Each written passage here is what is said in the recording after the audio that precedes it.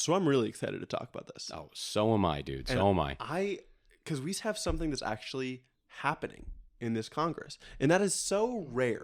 Because this is the most unproductive Congress we've ever seen. This Congress has passed the least amount of bills in any Congress, I think, ever, or at least the last 3 decades. It might be ever. I'm pretty sure it's ever. We're as divided as we really come right now.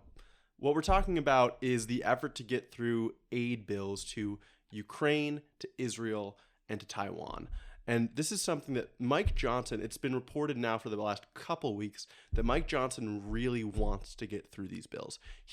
We've talked before, our analysis on his character, this is a guy who does care about his legacy. He does want to do what he thinks is the right thing. Yeah. But I truly believe, I think Mike Johnson is a true believer, right? I think he's a real Ronald Reagan follower. And he does believe America is the shining city on the hill. And he does believe that the United States, tearing down that Berlin Wall was the best thing the country ever did. I think he really believes these things. Yeah. And he wants to be a part of this type of international liberal order defense against Russia and the, expansion of the United States hegemony. He wants to be a part of that. Yeah. But the problem is he's been operating with zero political leeway. He has no slack in the rope. Any member of Congress, any Republican member at any time can call a motion to vacate. It only takes one. And already Marjorie Taylor Greene, a week ago or 2 weeks ago, submitted the motion and can just call for a vote on it at any point. Yeah. So he is on the tightest of ropes right now. But finally, he announced that the bills for each of these, for aid to each of these places, are going to be voted on this coming Saturday night. You're probably going to see this after that vote happens.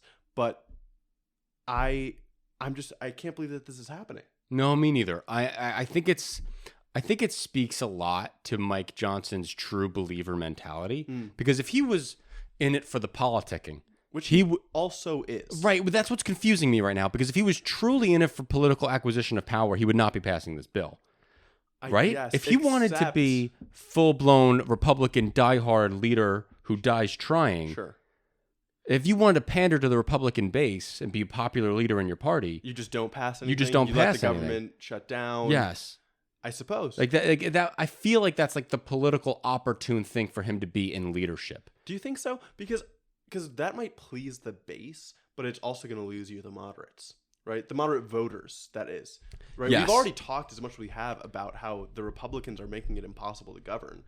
That just solidifies the narrative even more. Well, I think that's one of the things I think the hardcore Republican base, what I'm saying is he doesn't have the desire to have power in that way. Yeah. If he wanted to be a big lever in Republican Party politics, he would be going down this rabbit hole. Okay. But he's choosing not to go down the rabbit hole of having that political lever in the Republican Party. He's trying to keep the Republican Party afloat nationally. Yeah. Right? You know what I mean? That does make He's sense. not pandering too much to the base, which I'm shocked by. I didn't expect that from him. Sure. But it's what's happening. I guess that's the easier way to go. Yeah. Right? Yeah, that makes sense. But as is now, he's actually going down a route which makes it very clear that he's going to need Democratic help and likely going to get it. Yeah. Democrats have been wanting this aid for Ukraine specifically, even though they have been souring on the aid for Israel for months. The United States has fallen back as the leader on the global front in supporting Ukraine in its struggle against the Russian invasion.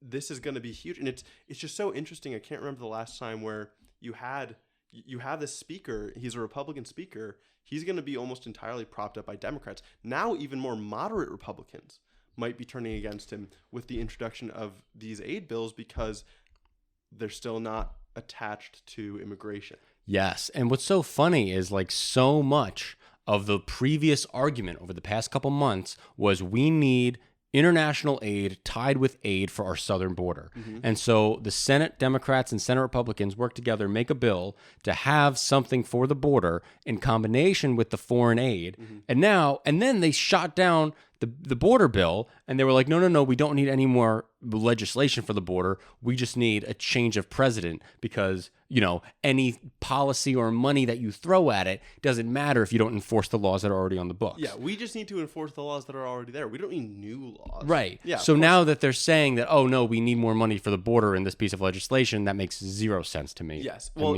it doesn't make sense besides the politics of it, which we've talked about as well ad nauseum. It's not a problem of what actually needs to be passed. It's a problem of passing anything is seen as a win for Biden. Exactly. And so in addition to all of this, right, I want to get at the point where Mike Johnson is basically running. There's one point where Marjorie Taylor Greene is kind of right.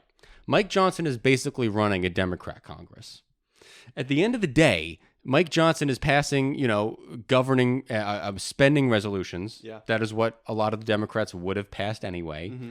Mike Johnson is passing this bill with is going to be passing this bill with probably majority Democrat support. Mm-hmm. Even the Heritage Foundation, the most conservative center, the Heritage Foundation is coming out and saying that they're against this aid bill as well. Of course. Which is interesting because that was like the neocon of magazines. Yeah. And so now even like the Bush Heritage Foundation is now saying no to foreign military aid.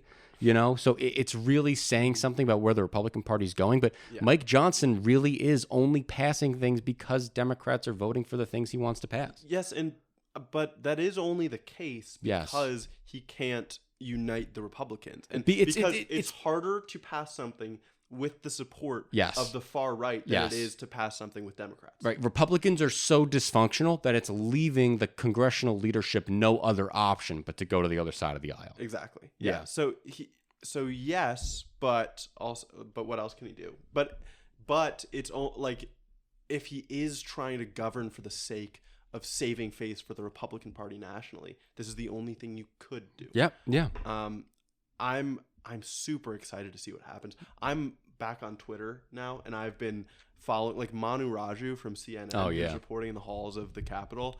I love getting these interviews like every hour that he gets with another representative. And so the last thing I see is they all come out of a meeting with Johnson, and he's like, okay, we're going to put these bills up Saturday night. And he tells his conference that, and you get like 4 different Republicans who are like, I'm super unhappy with this. This is terrible. I'm absolutely not going to support it.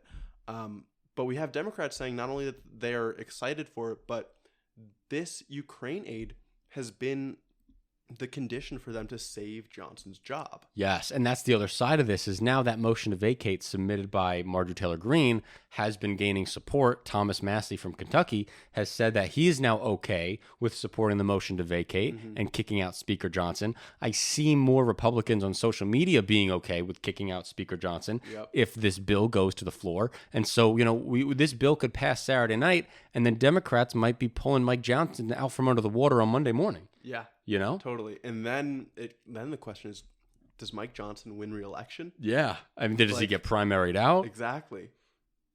Things get crazy. And that's why I'm so excited about it. Right. And Hakeem Jeffries has said that, yes, they will, or like he's alluded to, they will prop him up and keep him if they pass the Ukraine aid. Yes. Yeah. And so I think that's what we're going to see. And as fun as the theater is, of course, the Ukraine aid is detrimentally life-changingly important. Like one of the most important things happening in the world right now, if not the most important. So I will be elated if that's able to go through. Me too.